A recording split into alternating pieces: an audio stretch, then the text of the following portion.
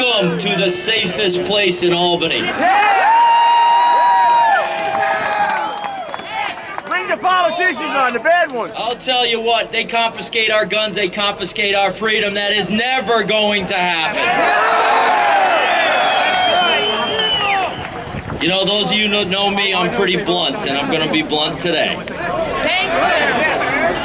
And very rare do I read comments. I usually go off the cuff, but there's so much to be said. Bear with me, if you would, for a few minutes. I just want to say it's just great to be here with all you today. Freedom-loving Americans that honor their Constitution and value their rights and freedoms. Thank you for being here. It's a little cold, it's a little windy, but we're New Yorkers, we're tough, and you know what? It was pretty cold at Valley Forge, too. And they stood up to the cold, and they stood up to tyranny, and we're going to do the same thing. We owe them that respect, we owe them that honor, we owe them everything.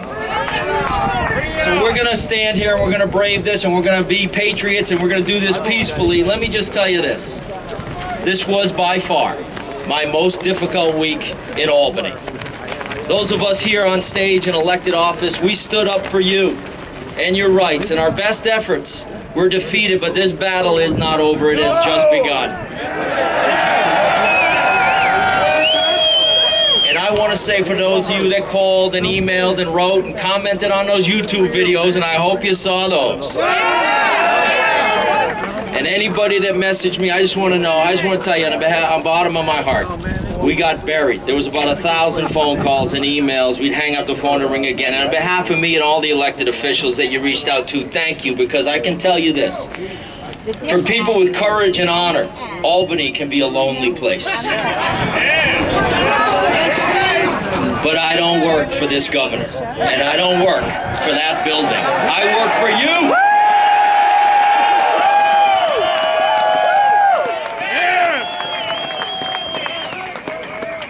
I want to take a moment and just implore you. I am sure and I pray that everyone in this crowd and everyone that can hear my voice is registered to vote. And if you are not, there's no shame in that, but fix it.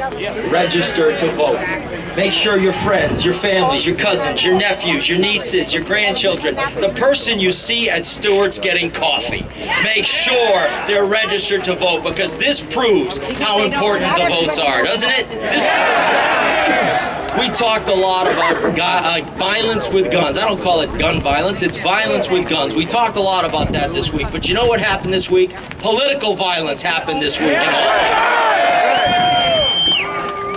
Political bullying ruled the day. Bills that were rushed through with no debate in the Senate. And despite our valiant efforts in the Assembly, we knew the foregone conclusion in that chamber. But we stood up and we fought. Bills that very few read and even fewer understood. This was not democracy. This was not good government. This definitely was not transparency. This was an abuse of power. This was fueled by ego and bravado, and from a man that wanted to do something first so that he could have bragging rights across the country.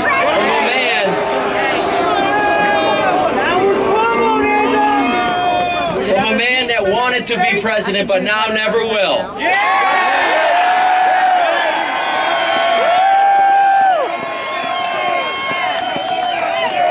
Because the citizens of this state and the citizens of this nation were watching, and they took notice, and they will not let it happen to them. I want to read an email that I saw from someone, and it points out something very important here. It said, maybe if guns were being outlawed, I would find protest appropriate, but I'll never need the type of gun that's being banned. And since I had to jump through hoops for a handgun permit anyway, I see no harm in passing a criminal background check. So I support reinstating the ban from 2004 against all assault weapons. Until they come for hunting or handguns, I'm okay with it. I would say this. For those who think this is okay, or it's not my issue, or I don't own guns that are being banned, or I don't own guns at all, let me say this. I would respectfully say they are mistaken. This is every American's issue. If the government feels they can abuse this right, the Second Amendment, how much hesitation will they have to remove all of our rights? It is the Second Amendment that supports all of the other rights and freedoms we enjoy.